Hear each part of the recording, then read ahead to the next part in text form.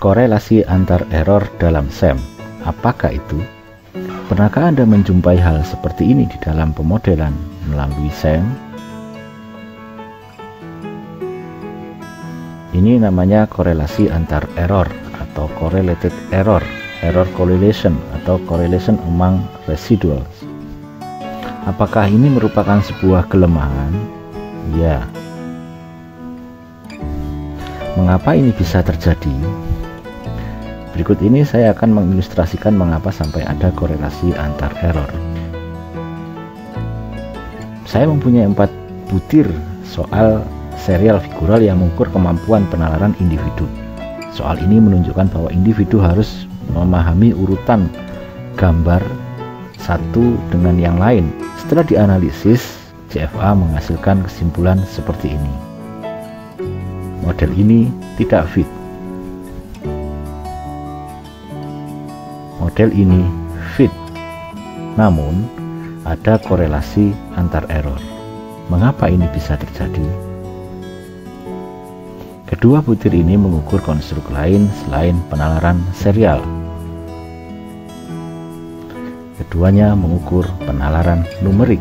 Jika kita lihat, serial gambar di sini menunjukkan perubahan angka 1, 2, 3, 4 dan seterusnya.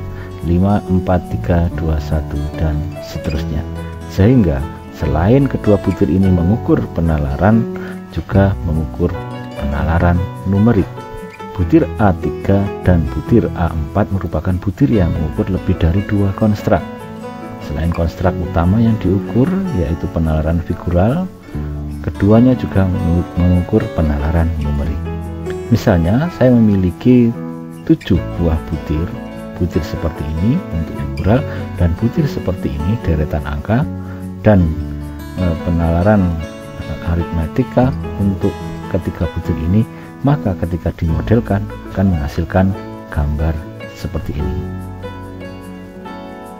Kedua butir tidak sekedar mengukur penalaran serial, namun juga berkaitan dengan butir-butir yang mengukur penalaran numerik, karena ada variasi di dalam skor ini yang bersumber dari penalaran serial dan bersumber dari penalaran numerik.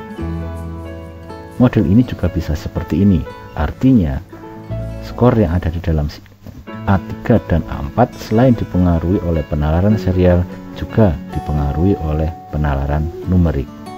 Fenomena ini dinamakan dengan cross loading. Mengapa korelasi antar error tidak boleh di dalam pemodelan? Yang pertama, model menjadi tidak parsimoni karena terlalu banyak butir-butir yang residunya dikorelasikan. Padahal menurut teori pengukuran, korelasi antar residual diharapkan diasumsikan sebesar 0 alias tidak ada korelasi. Selain itu, model ini juga menunjukkan tidak adanya efektivitas dan efisiensi dalam pemodelan. Berikut ini contoh dari literatur tersebut bahwa korelasi antara E1 dan E2 sama dengan 0. Bagaimana cara menghindarinya? Fokuskan sasaran ukur sebuah butir hanya pada satu atribut saja. Misalnya contoh soal seperti ini.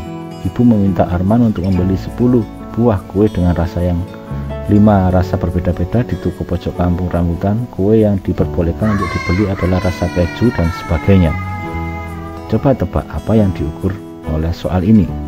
Yang jelas yang pertama adalah soal matematika, karena individu diminta untuk menyelesaikan permasalahan matematika. Namun soal ini juga mengukur masalah konsentrasi dan reading comprehension. Setiap soal pasti dapat diinterpretasikan dari berbagai macam sisi. Misalkan saya yakin akan mendapatkan hasil yang terbaik dari berbagai hal yang saya usahakan, itu bisa mengukur keyakinan, bisa juga mengukur usaha yang telah dilakukan, dan bisa juga mengukur semangat seorang individu. Namun jika item ini terlalu melebar dari konstruk yang diukur, maka muncullah korelasi antar error.